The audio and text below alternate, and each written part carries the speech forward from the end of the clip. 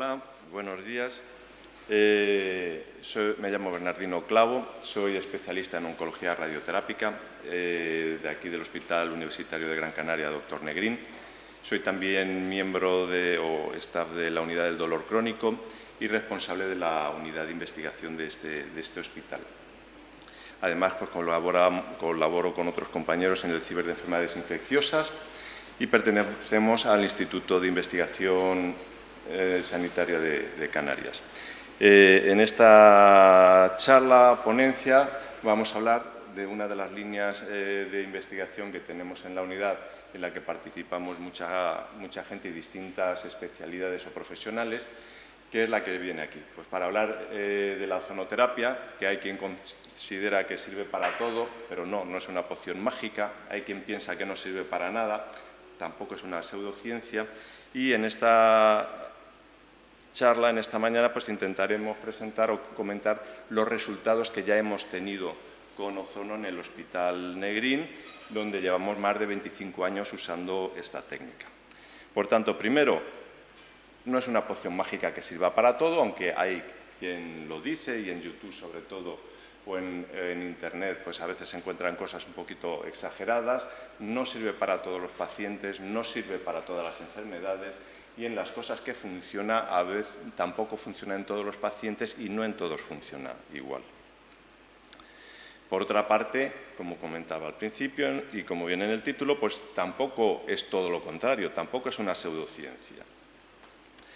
Este comentario viene pues, a raíz de que durante mucho tiempo, por desgracia, todavía no se ha cambiado esa visión de este tratamiento. La Organización Médica Colegial en España, con la que me he reunido con distintos compañeros en varias ocasiones, considera que el ozono es una pseudoterapia, que solo tiene un efecto placebo, que no hay ensayos clínicos, por lo menos eso me comentaban cuando nos reunimos, que no estaba aprobada por la Agencia Española del Medicamento y que había publicaciones sobre muertes o pacientes que habían muerto mientras se hacían el tratamiento con ozono. Respecto a estas tres primeras cosas o enunciados, que parece que se siguen manteniendo todavía, pues primero comentar que en la principal base de datos de estudios clínicos científicos, los que usamos normalmente los médicos, PubMed o Medline, conocido, hace 6 meses, en abril de este año, pues había registrados más de 340 ensayos clínicos con publicaciones sobre ensayos clínicos y más de 4.000 publicaciones sobre ozonoterapia. Insisto, en una base de datos donde las revistas que están allí incluidas llevan un filtro y una revisión por pares, por especialistas.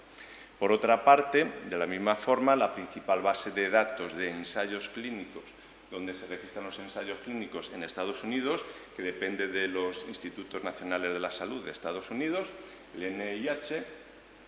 pues también hace 6 meses había casi 100 ensayos clínicos o estudios clínicos registrados en esta base de datos, de los cuales 5 son del Hospital Negrín y otro más que tenemos pendiente de realizar. Esperemos que en breve. Es cierto que la técnica como tal no está aprobada por la Agencia Española del Medicamento, aunque también nos hemos reunido con la Agencia Española del Medicamento en varias ocasiones y con la directora de la agencia. El ozono, ahora veremos, es un tratamiento un poco peculiar porque no es un fármaco y, de hecho, en la Agencia del Medicamento pues, se considera más una tecnología sanitaria, lo cual dificulta la realización de estudios, pero también el que se catalogue lo de las aprobaciones. No obstante, y siguiendo los criterios o los patrones o las rutas con las que, como se hacen con cualquier fármaco, nuestro centro en estos años ha puesto en marcha ya o ha registrado y ha conseguido la autorización por parte de la Agencia Española del Medicamento, que está ligada a la Agencia Europea del Medicamento, 4 ensayos clínicos, 2 en la antigua plataforma y otros 2 en una plataforma nueva que ha sacado la Agencia Europea del Medicamento en los 2 últimos años, y esos 2 ensayos registrados en esta nueva plataforma están ahora activos, que son en pacientes oncológicos, en concreto sobre neuropatía por quimioterapia. Además, tenemos otros 2 ensayos clínicos pendientes de registrar. por la Agencia del Medicamento, donde además hemos registrado no solo la autorización como antes, esto es solo registro, aparte del comité de ética del centro, que es obligatorio, 4 estudios posautorización. De ellos, de los que figuran aquí, el primero y el último, sobre todo destacar este, son estudios prospectivos que la Agencia Española del Medicamento ha catalogado como estudios posautorización. Gran parte de la actividad que se va a mostrar en las diapositivas pues está financiada por proyectos financiados en convocatorias competitivas del Instituto de Salud Carlos III, que es la principal ente financiador de la investigación biomédica en España, y proyectos con los que hay que competir pues, con los grandes centros del país, Madrid, Cataluña, Valencia, etcétera. Destacar entre estos proyectos financiados por el Carlos III, los 2 que están en azul, que son los de neuropatía periférica. Claro, normalmente la investigación la hace la industria farmacéutica, que financia sus estudios, porque luego, si el fármaco se aprueba, van a sacar dinero, rendimiento, y esperan sacar una compensación. En estos estudios de investigación independiente, donde no se va a conseguir sacar dinero o ganancias, la realización de ensayos clínicos necesita el soporte de la financiación pública y o privada, porque si no, no se pueden llevar a cabo de la misma forma que se hacen los medicamentos. Es cierto también que se han publicado casos de muertes por pacientes tratados con ozono. La mayoría de las veces por mala praxis del médico, porque no se han hecho las cosas bien y normalmente además ligado al procedimiento o a la técnica médica con la que se ha hecho el tratamiento con ozono, no al ozono en sí mismo. Aún así, de esas publicaciones, a lo largo de la historia y en todo el mundo, el número de casos publicados está por debajo de los 100, a lo largo de la historia y en todas partes. En cualquier caso, como todo tratamiento y como cualquier cosa, bueno, hay que hacerlo y saberlo hacer bien, y todo tiene sus potenciales riesgos. No obstante, me gustaría, para tener en cuenta con lo anterior, esto que voy a mostrar aquí. Solo en un año, solo en un país, en Estados Unidos, datos que he sacado están publicados en estas 2 revistas muy importantes, revistas médicas de gran prestigio, un año, un país. Las muertes por iatrogenia, es decir, por complicaciones de los actos médicos, se situaban en torno a más de 200.000 al año, la mitad de ellas, más de 100.000, ligadas a complicaciones de los tratamientos, y bueno, pues en las 2 publicaciones vienen recogidas las distintas causas por las que, bueno, el proceder médico, con toda la buena intención del mundo, a veces de forma inevitable, otras veces quizás no, pues va ligado a posibles causas de muerte en los pacientes. El ozono es una molécula que está formada por 3 átomos de oxígeno. Bueno, pues es muy parecido al oxígeno que respiramos, solo que, bueno, los átomos se reajustan de una forma distinta, de 3 en 3 en vez de 2 en 2. Eso hace que el ozono tenga unas peculiaridades distintas, es más reactivo que el oxígeno, y la tendencia es que esa gran reactividad hace que el ozono poco a poco automáticamente se vaya volviendo a transformar en oxígeno, que es su forma estable. Depende de dónde esté, es bueno o malo, pues como casi todas las cosas en la vida, el ozono en la troposfera o en la atmósfera nos protege de la radiación solar, la disminución en ese nivel es lo de la famosa agujero de la capa de ozono, pero a nivel más cercano a la Tierra, por donde nos movemos nosotros, puede ser malo y es un contaminante ambiental. ¿Por qué? Porque esa reactividad que tiene el ozono, que no tiene el oxígeno, que no es tanta como la que tiene el oxígeno, puede estropear y hacer daño a los pulmones, puede ser muy negativo. Por eso el ozono para tratamiento nunca se utiliza por vía inhalada, y además cuando se hace el tratamiento hay que evitar que tanto el paciente como el personal sanitario, las enfermeras, los médicos o la gente que hay alrededor, hay que evitar que inhale el ozono para evitar esa posible reactividad o esa posible efectos tóxicos. Hace más de 100 años, a finales del siglo XIX, ya se empezaron a patentar generadores de ozono y se empezaron a utilizar o a buscar usos del ozono. El ozono por su efecto directo, es decir, el contacto del ozono con lo que uno quiere tratar o manejar, puede ser útil para eliminar, por ejemplo, bacterias, virus, gérmenes, esporas, etc. De hecho, pues eso, hace más de 100 años que se empezó a utilizar para la potabilización de aguas,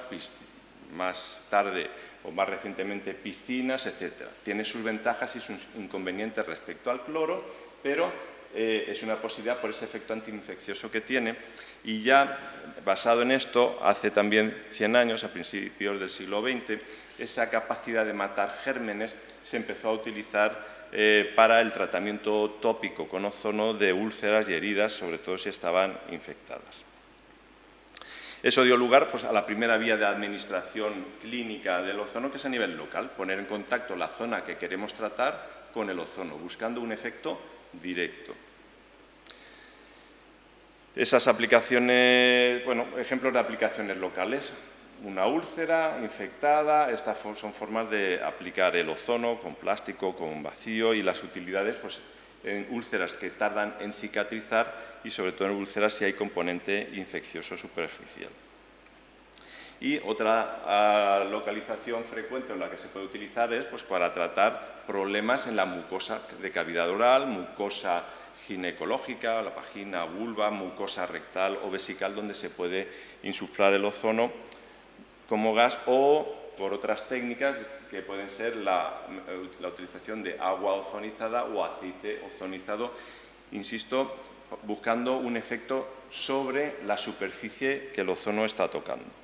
y exclusivamente servirá para actuar sobre esa superficie. Eso que he comentado pues ya se describió hace más de 100 años también en 2 artículos en una revista muy importante o de muy alto impacto en medicina, en Lancet. El mayor Stoker, durante la Primera Guerra Mundial, pues publicó 2 artículos en los que describía esa capacidad del ozono para ayudar a cicatrizar heridas con infecciones o sin infecciones que no iban bien, unas en el campo de batalla y otras ya fuera del ambiente bélico. Destacar que esa época, años 16-17, todavía no se había descubierto la penicilina, moría mucha gente de las infecciones y describió que el ozono tenía un efecto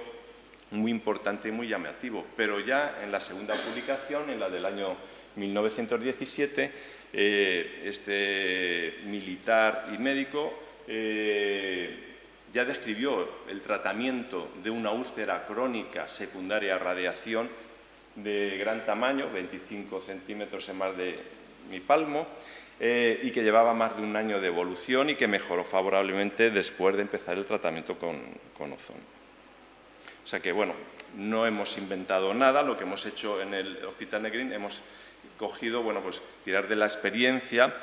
que había ya en aquel entonces y de la que se ha ido generando en los años siguientes. En nuestro hospital empezamos usando el ozono para tratar complicaciones variadas y para tratar complicaciones en pacientes oncológicos en el año 97, en lo que fue nuestro antiguo hospital Nuestra Señora del Pino.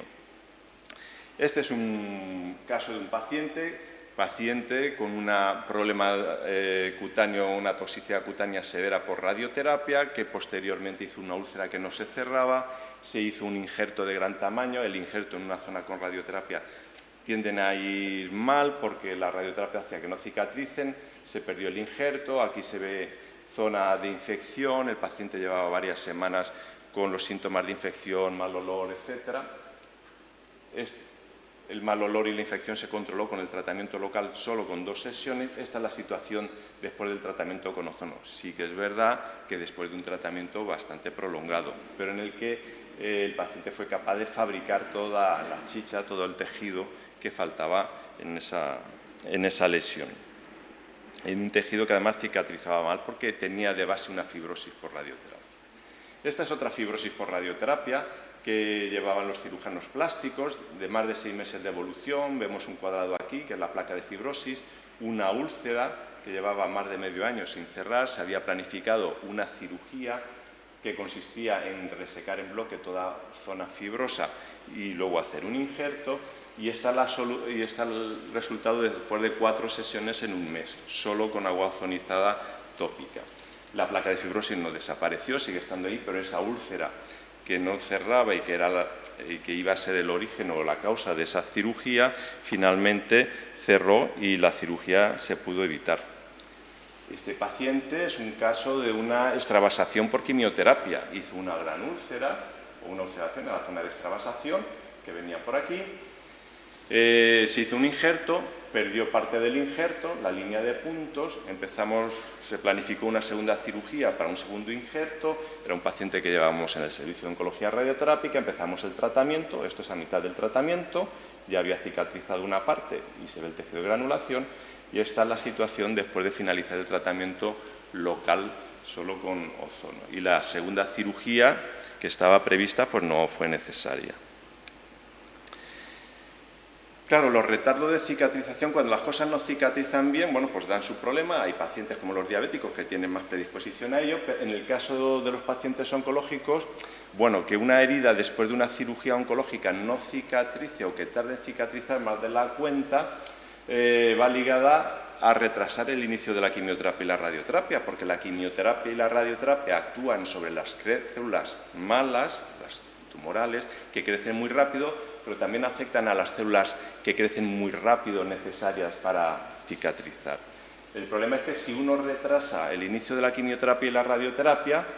puede haber complicaciones como que se aumenta el riesgo de que el tumor pueda recidivar o progresar si quedan células en ese lecho. Entonces, en este caso, la intención del ozono no es ni mucho menos actuar o curar o actuar sobre el proceso oncológico, es simplemente acelerar que eso cicatrice para que el tratamiento empiece lo antes posible. Entonces, paciente en esta técnica, utilizando ozono y una técnica de vacío, que en esos momentos todavía no se había popularizado, ya años después existe en los hospitales, años después es hace 20 años, la terapia VAC. Y esta es la situación después del tratamiento solo con ozono local. La paciente pues empezó el tratamiento con radioterapia que tenía pendiente.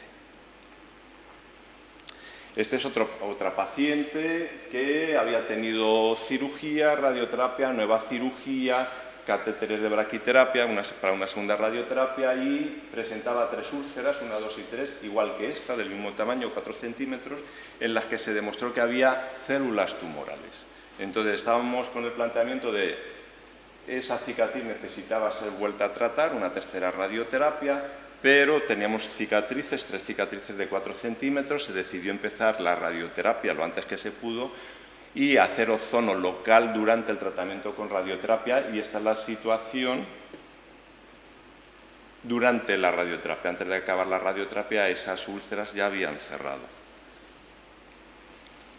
Y esta otra paciente igual, pues hubo que intervenirla a los poquitos días de empezar la radioterapia, hizo una apendicitis, hubo que operarla, hizo un problema en la cicatrización y para no demorar la radioterapia, pues la incorporamos a continuar la radioterapia lo antes que se pudo, empezamos el tratamiento con el ozono y durante la radioterapia esa cicatriz, aunque eso entraba dentro del campo de radioterapia, la cicatriz acabó cerrando. Y este es otro paciente, este también es del caso de la época de Nuestra Señora del Pino, hablamos de hace más de 25 años, tratado por una epitelitis, una dermatitis grande, severa, por un cáncer de pulmón tratado con radioterapia y quimioterapia, que además tenía que seguir con quimioterapia por su protocolo, que no dejaba cicatrizar tampoco esta lesión. De esta no tenemos la foto de después. En el hospital lo hemos utilizado, pero muy pocas veces, casos aislados, pero en esta charla de experiencias del hospital lo comento porque creo que tiene importancia, porque hay algunos ensayos clínicos que han demostrado que eso que hicimos nosotros de vez en cuando en pacientes que estaban muy malitos, pues podía tener utilidad, que era el manejar con agua ozonizada o aceite ozonizado las mucositis en la cavidad oral, la irritación, las llagas de la boca, que a veces salen por radioterapia o por quimioterapia, y que en algunos ensayos clínicos por quimioterapia se han hecho sobre todo en niños. En radioterapia en adultos, pues parece que el tratamiento con ozono hace que esas lesiones o que esas llagas cicatricen antes y que el dolor disminuya más. Ahora vamos a pasar a la otra forma quizás más habitual de administrar la ozonoterapia, que es buscando un efecto sistémico. Es decir, uno lo haga como lo haga, lo que va buscando que cambien cosas en el cuerpo y que esas cosas que cambian en el cuerpo sean las que nos ayuden a mejorar. La forma de administrar el ozono sistémico, pues básicamente dos. En Alemania se utilizan mucho las inyecciones intramusculares de la propia sangre, nosotros no lo solemos hacer. Las dos formas principales son una botella de oxígeno de uso médico que se hace pasar por un generador de ozono, se obtiene una mezcla de oxígeno y ozono y esa mezcla se mete en un recipiente estéril de un solo uso, en la que se ha sacado sangre del paciente, aquí se mezcla con el ozono y eso se vuelve a reintroducir. No se mete el ozono dentro del cuerpo o dentro de la vena o de la sangre del paciente, el ozono se mezcla aquí, reacciona en pocos segundos y desaparece, ¿vale? Lo que entra ya es sangre ozonizada. Y la otra forma más habitual, que a los pacientes les suele gustar algo menos, pero que tiene menos riesgos, que es administrar el ozono vía rectal, como si fuese una especie de enema, con la diferencia que aquí no vamos buscando que el paciente vaya al baño, sino estimular la mucosa rectal y un poco del colon para que fabrique esas cosas que aquí la fabricará la mucosa rectal, aquí la fabricarán los glóbulos rojos y las plaquetas y los glóbulos blancos, esas cosas que son las que luego van a hacer el efecto, pero no el ozono que realmente no llega a circular por el cuerpo. Por lo tanto, ese ozono que no circula por el cuerpo, el efecto que produce es un efecto indirecto, es distinto del de antes. Si llega una bacteria, un virus lo mata, pero aquí el ozono no va a circular por el cuerpo, no va a hacer las cosas las va a hacer por eso que fabrica el propio cuerpo. De ahí la complejidad o que la propia Agencia del Medicamento o las directrices o las autoridades de la Agencia del Medicamento tengan claro que no es un fármaco como tal, que lo cataloguen más que una tecnología sanitaria, aunque a la hora de hacer los ensayos clínicos tenemos que seguir el procedimiento complejo, caro y fastidioso que siguen los ensayos clínicos con medicamentos. Porque el ozono, como decía, no es un fármaco, no sigue las reglas de la farmacología, no se une a un receptor, no va a circular por el cuerpo, reacciona con el glóbulo rojo, con la mucosa intestinal y desaparece. Al no circular por el cuerpo no se puede calcular una vida media, como se hace con los fármacos, no va a pasar por el hígado, no sigue una metabolización ni una eliminación, como hacen todos los fármacos. Entonces, dependiendo de cómo administremos el ozono, en los glóbulos rojos, en la mucosa intestinal, etcétera, el ozono va a actuar con la membrana de esas células, las va a oxidar, a generar ozónidos. Esas células, en el caso de los glóbulos rojos, esos cuerpos van a generar sustancias o se van a oxidar o ozonizar lípidos de esa membrana que van a mandar mensajes al dentro de la célula y se van a fabricar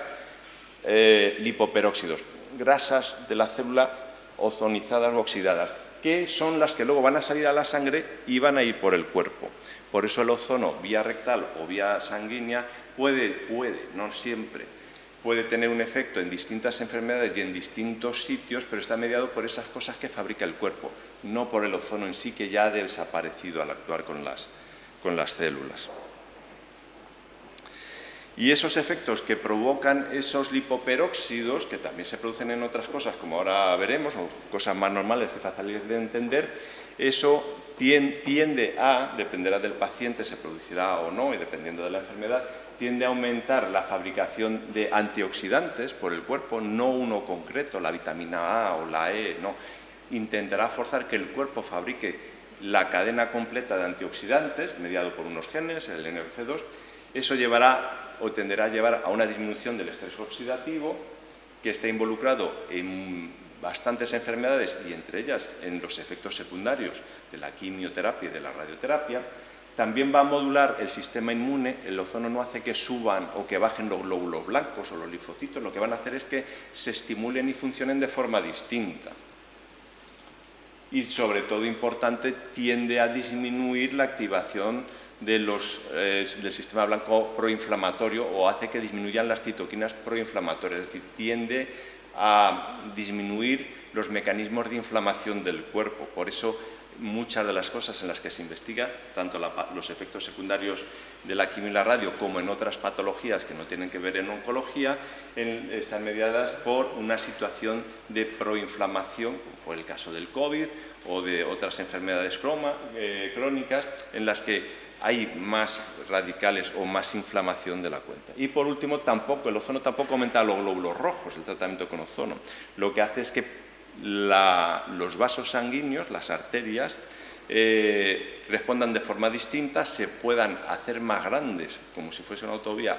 que una carretera se haga una autopista por la que puedan circular más coches, en este caso más glóbulos rojos, o que esos glóbulos rojos sean capaces, que son la misma cantidad, pero que sean capaces de soltar más oxígeno cuando llegan a tejidos o a zonas en las que les falta oxígeno. En cualquier caso, el ozono no actúa directamente, el efecto que hace es modular el cómo funcionan algunas cosas del cuerpo. El efecto tiene alguna relación con la concentración, pero no tiene una relación lineal. Ahora veremos qué quiere decir eso. Sí comentar que se parece en muchas cosas a lo que se produce o a lo que se obtiene con el ejercicio físico, con el deporte, que también genera radicales libres en el cuerpo, ¿vale? Y como pasa con el deporte y con muchos medicamentos y como con casi todo en la vida, no siempre más es mejor. Entonces, si esta curva del efecto del ozono es la misma curva que la del efecto del deporte o de la frecuencia cardíaca cuando uno hace el deporte. Si uno hace más deporte de la cuenta o corre más de la cuenta y no está de lo que uno está preparado o intenta levantar más kilos de los que uno está preparado, yo levantando 200 kilos me lesiono, es malo. O si corro una maratón y no estoy preparado me puede dar un infarto o me puede dar un problema, es malo. Si uso más concentración, si usamos más concentración de ozono de la cuenta, para el sitio donde lo estamos utilizando es malo. Si me tiro media hora levantando el bolígrafo o me voy a pasear por las canteras, no me canso, no se me acelera el corazón, pero eso no hace que mi cuerpo reaccione ni fabrique nada. No me supone ningún riesgo, pero tampoco me prepara para nada. Nadie se entrena paseando por las canteras. Para entrenarse hay que sufrir un poquito. Entonces, con el ozono igual, si la concentración es muy bajita, los antioxidantes del cuerpo eliminan esos radicales libres y no sirve para nada. Entonces, al igual que el deporte, necesitamos hacerlo en un rango de concentraciones o hacer deporte en un rango de pesos o de velocidades o de distancias que nos estimulen, que sean un poquito más de lo que podemos hacer, de lo que hacemos normalmente, que obliga a que el cuerpo se prepare y que esas adaptaciones que hace sea el ozono o sea el deporte, insisto, el deporte también aumenta radicales libres y hace que el cuerpo se prepare para manejar radicales libres generando antioxidantes. En eso se parece mucho. Entonces, en concentraciones adecuadas, pues puede aportar un beneficio gracias a esa adaptación del cuerpo. De esos tratamientos con defecto sistémico, en este caso por vía sanguínea, bueno, pues este fue solo una paciente, pero fue una paciente muy especial, que tenía diabetes, hipertensión, problemas múltiples y variados, se trató por un problema en la cabeza, por un meningioma, con una radiocirugía, que es una radioterapia muy específica y muy focalizada, y al poquito tiempo empezó con problemas múltiples, acabó en silla de ruedas, con varios ingresos en el hospital, con hiponatremia. Vimos que había un problema en distintos sitios por donde había entrado el campo de irradiación, pero podía tener que ver con eso o con sus problemas de diabetes, hipertensión. Estas son las imágenes de antes del ozono. La foto no es muy buena, pero sí se puede ver que las zonas donde había un flujo sanguíneo más bajito, menos rojo, después del tratamiento con ozono el flujo sanguíneo aumentó en todo el cerebro y, lo más importante, aumentó en la zona que estaba mal. Con el PET, la tomografía de emisión de positrones, que mide cómo el metabolismo de las células, en este caso el metabolismo de las neuronas o de las células cerebrales, lo mismo, había un déficit generalizado de metabolismo cerebral, más marcado en la zona de la lesión, y este es el PET de después, que vemos que está más amarillo, que en este caso la escala lo que quiere decir es que el metabolismo cerebral en general había aumentado y sobre todo había aumentado en la zona de la lesión.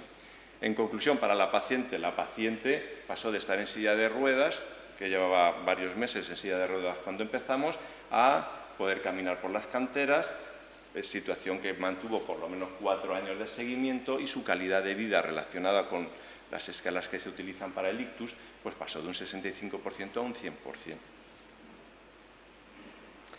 Pero a nivel de cantidad de pacientes o de experiencia más grande, no de casos aislados, que por desgracia es lo que tenemos más habitualmente, los pacientes, el gran grupo de pacientes que tenemos son en toxicidades por quimioterapia y en toxicidad pélvica por radioterapia. ¿Por qué toxicidad sobre todo pélvica? Bueno, pues porque en la pelvis tenemos el cervix uterino, el útero, por todo el cervix uterino y la próstata, aquí en color verde si fuese un señor, y en estos tumores la radioterapia es muy importante y fundamental para el tratamiento. Se utilizan dosis muy altas de radioterapia y muy localizadas, con lo que se pueden conseguir supervivencias muy grandes, de incluso más del 90%, dependiendo del estadio, pero esas dosis muy altas pueden afectar a las zonas que están justo al lado, que suelen ser la vejiga por delante o el recto por detrás. O en el caso de las mujeres, además, bueno, pues la vulva y la vagina. Entonces, esas zonas pueden sufrir efectos secundarios. Efectos secundarios en la vejiga pueden ser hematurias, hemos tratado algunas con ozono intravesical, problemas para orinar a nivel de la uretra, por el conducto que saca la vejiga de la orina para afuera, úlceras crónicas o necrosis o infecciones crónicas en la mucosa de la vagina o de la vulva, pero desde luego donde hemos tenido más experiencia, porque hemos tratado más pacientes y hemos podido publicar en revistas de prestigio, es en el manejo de sangrados por radioterapia a nivel rectal, que normalmente se quitan solos, normalmente no pasa cuando pasa, normalmente se quitan solos, se curan solos, si no, pues bueno, a veces con tratamiento o con endoscopias terapéuticas que hace el servicio digestivo se controlan, pero cuando eso no es suficiente, a veces pueden dar problemas. Ya hace unos años pues, publicamos, pues eran 17 pacientes, no son muchos, pero más que los casos aislados, y eso, pues con pacientes con tumores de próstata o tumores ginecológicos, gran parte de los cuales remitió el servicio digestivo porque los tratamientos endoscópicos no estaban funcionando, y la mayoría de los pacientes mejoraron, pero aquí sí insistir que la mejoría no es de un día para otro, esto es como hacer deporte, hace falta tiempo y periodicidad para ir notando los cambios, y los cambios vienen poco a poco. En ese estudio la mediana de sesiones, o la mayoría de los pacientes se manejaron en 43 sesiones de tratamiento administradas a lo largo de 10 meses. Este es el número de endoscopias terapéuticas con electrocoagulación que fueron necesarias, las que se habían hecho en el año anterior al grupo de pacientes antes de empezar el ozono, las que se hicieron durante los 10 meses de tratamiento con ozono y las que se hicieron en esos pacientes durante los 40 meses de seguimiento posterior. Se ve que la necesidad de endoscopias terapéuticas disminuyó de forma muy significativa, y la toxicidad de los pacientes igual. Pues en rojo la mayoría de los pacientes antes de empezar el tratamiento eran grado 3, incluso grado 4, tuvimos 3 pacientes, grado 4 es riesgo vital, pacientes que estuvieron en la UMI o que tuvieron infartos. En vez de la situación en la que acabaron los pacientes al final del ozono, la mayoría eran grado 0 y grado 1, y la mayoría se mantuvieron en esa situación de sin toxicidad o con toxicidad suave después de los 40 meses de seguimiento. Estos resultados han sido recogidos en algunas guías clínicas sobre manejo de toxicidad de rectorragias por radioterapia, y esta del 2018 que elaboró la Sociedad Americana de Cirujano de Colon y Recto, catalogó o le dio al tratamiento con ozono un nivel de evidencia 1C, que no puede ser más alto porque no es un ensayo clínico aleatorizado, pero que por lo menos ya se empieza a contemplar en algunas guías clínicas. La otra parte importante de lo que manejamos con ozonoterapia es algo que, bueno, aterra bastante normalmente a los pacientes y a los que no somos pacientes también, que es el dolor, el padecer dolor que no se controle con los tratamientos normales o con los calmantes normales. Y esto en los pacientes oncológicos es un problema grande, porque el dolor en los pacientes oncológicos se estima que en torno al 17% de las veces, casi 1 de cada 5, el dolor no es por el tumor, el dolor es secundario al tratamiento que se ha realizado, la cirugía, la radio, la quimio. Este tipo de dolor secundario al tratamiento, además, una parte importante de las veces, casi la mitad de las veces, es un dolor de tipo neuropático que no va o que no responde bien al tratamiento convencional. a veces puede ser de muy difícil manejo y hay que utilizar distintas técnicas, eso en la unidad del dolor crónico lo saben bien, bloqueos, tratamientos con neuroestimulación, etcétera. Hay que probar cosas porque los tratamientos normales no funcionan. La morfina con frecuencia en este tipo de dolor o no funciona nada o solo funciona un poquito. Y claro, en un paciente que no tiene tumor, pero que está con un dolor que no se controla, el uso de morfina o derivados de la morfina, fentanilo, etcétera, durante mucho tiempo está ligado a altos riesgos de toxicidad y de complicaciones. Y esos tipos de pacientes son los que a veces nos han remitido para tratamiento con ozono. En cuanto a nivel de pelvis, pues con dolor pélvico crónico, pues hace un par de años publicamos una serie, como casi todo, pequeñitas, son pocos pacientes, 6 pacientes tratados con radioterapia, quimioterapia o con cirugía, que llevaban más de un año con dolor que no se podía o no se controlaba con ningún tratamiento, incluido morfina, incluido neuroestimulación, incluido bloqueos o procedimientos invasivos. De hecho, un par de esos pacientes estuvieron dándole vueltas bueno, esto se acabó, ¿vale? De esos pacientes, esta es la situación antes de empezar, del 0 al 10 el nivel de dolor establecido, la media era de 8, esta es la situación al mes de empezar el tratamiento y esta es la situación a los 3 meses de empezar el tratamiento, que había bajado de una media de 8 a una media de 3 el nivel de dolor. Y en esta gráfica vemos, esta era la de antes, al finalizar, perdón, a los 3 meses de tratamiento, al finalizar el tratamiento con ozono, la media de dolor estaba en 2 y aquí lo más importante es 2 cosas. Una, que no mejoró en todos los pacientes, un paciente no mejoró nada de nada, y de los que sí que mejoraron, bueno, las diferencias fueron significativas y la mejoría se mantuvo en los 9 meses de seguimiento, o sea que el efecto se mantuvo después y permitió además disminuir nivel de fármacos, de analgesia y en algunos casos incluso retirar la morfina. A nivel del dolor, la otra cosa que estamos estudiando mucho últimamente es el dolor crónico ligado a neuropatía periférica inducida por quimioterapia, para la cual solo hay un tratamiento oficialmente establecido y con evidencia que diga que sirve, que viene en la diapositiva siguiente. En nuestra experiencia, o en nuestra experiencia limitada, 11 localizaciones, manos, pies en 7 pacientes, también con más de un año de evolución que no habían mejorado con ningún tratamiento, con esta evolución del dolor, un dolor en este caso del 0 al 10 de 7, al acabar el tratamiento, la gran mayoría mejoraron y la media bajó a 4. No es tan espectacular como la que hemos visto antes, pero una bajada de 3 puntos, que además, aunque el efecto se fue perdiendo a lo largo del tiempo, a los 6 meses todavía seguía habiendo un efecto menor, un punto, pero seguía habiendo un efecto del tratamiento que se había hecho con ozono, sin más sesiones. El único tratamiento que tiene evidencia científica para manejo de dolor, específicamente dolor por neuropatía, es la duloxetina, en base a un ensayo clínico con muchos pacientes bien hecho, no como el nuestro, que ni es randomizado ni es ensayo clínico y son muy poquitos pacientes, pero en este estudio de más de 200 pacientes lo que se vio es que ese tratamiento conseguía un punto de beneficio de disminución que desaparecía a la semana de suspender el tratamiento, como con casi cualquier tratamiento con pastillas, uno deja de tomarla, pues el efecto se pierde.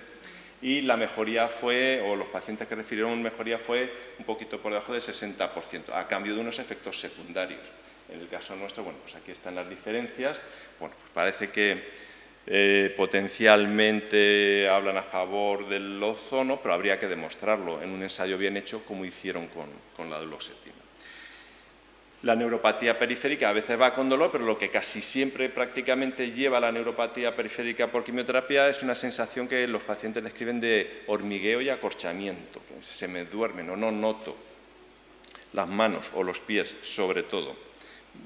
En este grupo de pacientes que hemos tratado, en este 15, el tiempo que llevaban con esos síntomas, la mediana era de más de 21 meses, es decir, casi 2 años de media. Unos llevaban 10 años, otros llevaban 6 meses, pero de media casi 2 años con esos síntomas que no mejoraban con nada. No hay ningún tratamiento demostrado que funcione para eso. Hay un par de cosas que, bueno, que parece que sí que da, pero de momento sin evidencia científica. Por supuesto, el ozono tampoco, porque no se han hecho los ensayos clínicos. En nuestro caso, valoramos si el paciente le mejoraban esas sensaciones de hormigueos y acorchamiento, le disminuían más del 50%, y eso ocurrió en 2 de cada 3 pacientes. En 2 de cada 3 pacientes mejoraron o disminuyeron más de la mitad esas molestias, y además, como podemos ver aquí, el efecto se mantenía también 6 meses después de haber acabado el tratamiento. Como media. Luego hay pacientes, como todo, que van muy bien y se les quita del todo. Hay pacientes que no mejoran nada de nada y otros pues, que les mejora y poco a poco se les va pasando. Esto es lo mismo, pero con los grados de toxicidad del Instituto Nacional del Cáncer para la escala de acorchamiento y hormigueo, en la que también hubo una disminución significativa. Vemos que aquí la mitad de los pacientes o más estaban por encima de 2 puntos, de 0 a 4, mientras que después del tratamiento, incluido a los 6 meses, más de la mitad de los pacientes estaban por debajo de 2 puntos, en esa escala de toxicidad del Instituto Nacional del Cáncer. En esta diapositiva hemos mezclado pacientes tratados con ozono con toxicidades de la radio y con toxicidades de la quimio, para valorar un cuestionario de calidad de vida en general, y en este caso la gráfica muestra el estado de salud que referían los pacientes antes y después del tratamiento con ozono. Esta es la situación en los pacientes con radioterapia o con problemas de la radioterapia. Vemos que hay una mejoría, pues la media pasa de 60 a 80%, con quimioterapia más o menos parecido, de 50 a 75%, y en conjunto pues igual. Hay un aumento de la sensación de estado de salud que refieren los pacientes después de acabar el tratamiento, con una escala validada de calidad de vida, y lo mismo hemos obtenido o hemos visto, un grupo más pequeñito de pacientes, en cuanto al efecto en ansiedad y depresión. Los pacientes después del tratamiento con ozono, con una escala específica también, el nivel de ansiedad baja y el nivel de depresión también. Hace falta estudios más grandes, más pacientes. Esto puede ser por el ozono o simplemente porque si mejoraron de su problema, pues también uno se anima, igual que cuando uno tiene un problema del tipo que sea, pues también se deprime y se vuelve más ansioso. Entonces no sabemos si es por el ozono o por la mejoría que tuvieron los pacientes. Comentar que el uso del ozono en nuestro hospital se puso en marcha a partir del 2017, contó con el visto bueno del Comité de Ética Asistencial, planteando como un uso complementario razonable en estos casos, cuando el tratamiento oficial o no existe, o no funciona, los pacientes no han ido bien con ello, o el tratamiento oficial y estándar es de alto riesgo o alta mortalidad, como puede ser, bueno, pues el tratamiento estándar es amputar. Bueno, pues antes de amputar podemos probar otras cosas. De ahí que, bueno, pues planteemos cuando nos mandan pacientes en una serie de situaciones, insisto, cuando los tratamientos habituales no han funcionado. Comentaba en una diapositiva inicial que tenemos varios estudios autorizados por la Agencia del Medicamento. Importante este último, en el que viene recogida toda la actividad que se realiza actualmente en la unidad del dolor crónico, que es donde se realizan los tratamientos con ozono. El uso con ozono en toxicidad o en efectos secundarios de la quimio y de la radioterapia está, por tanto, respaldado con el uso paliativo o compasivo que viene reflejado en la Declaración de Helsinki o con la Asociación Médica Internacional. Entraría dentro de lo que se consideran áreas de investigación prioritaria por la Sociedad Americana de Oncología Médica en cuanto a estrategias de paliación, y en la European Cancer Mission del 2024, que establecía como un objetivo prioritario de investigación también el valorar los tratamientos o las actividades encaminadas al manejo de la calidad de vida de los pacientes. De hecho, este año, en febrero, pues dimos una charla en el Parlamento Europeo presentando resultados y experiencias de nuestro hospital. Estamos acabando ya. Insistir, el ozono no funciona en todos los pacientes, pero hemos tenido resultados muy buenos, más o menos en 2 de cada 3 pacientes que hemos tratado con problemas crónicos que no habían mejorado con nada. Fundamental, hace falta ensayos clínicos. De los ensayos clínicos que ahora tenemos en marcha, pues con neuropatía periférica por quimioterapia, tanto en dolor como hormigueo, esperamos a ver si el año que viene podemos poner en marcha un ensayo en toxicidad pélvica por radioterapia. Estas son las distintas becas que hemos tenido a nivel regional que han financiado distintos proyectos nuestros. Becas nacionales hemos tenido de la Sociedad Española del Dolor y estas 6 del Instituto de Salud Carlos III. Nos da una especial satisfacción o motivación la última, que se consiguió el año pasado, en el 2023, porque justo la semana pasada la Agencia Europea del Medicamento, la española, autorizó definitivamente el ensayo clínico, y porque este ensayo clínico es el primero que hacemos en colaboración o con participación de asociaciones de pacientes, en este caso con participación y colaboración de la Sociedad Española contra el Cáncer con la delegación de Las Palmas, y espero que eso sirva también para que lo que hagamos tenga un mejor o un mayor reflejo para el día a día de los pacientes, no solo por el tema científico o de ciencia. Por último, para casi acabar, comentar que toda esta actividad no se hubiera sido posible sin la financiación de todas esas becas y sin el personal que día a día echa un montón de horas trabajando en el hospital con los pacientes, como son las enfermeras del Servicio de Oncología Radioterápica, de la Unidad del Dolor y de la Unidad de Investigación, los 18 servicios del hospital con los que hemos tenido distintas becas, proyectos o publicaciones, incluidos el Servicio de Oncología Médica del CHUIMI, el Servicio de Evaluación del Servicio Canario de Salud y el IUMA de la Universidad de Las Palmas o el Instituto de Enfermedades Tropicales de la Universidad de La Laguna. Y con esto se ha acabado un poquito la presentación, nuestra experiencia, que esperamos que se haga más extensa y más fructífera con el paso de los próximos meses. Muchas gracias.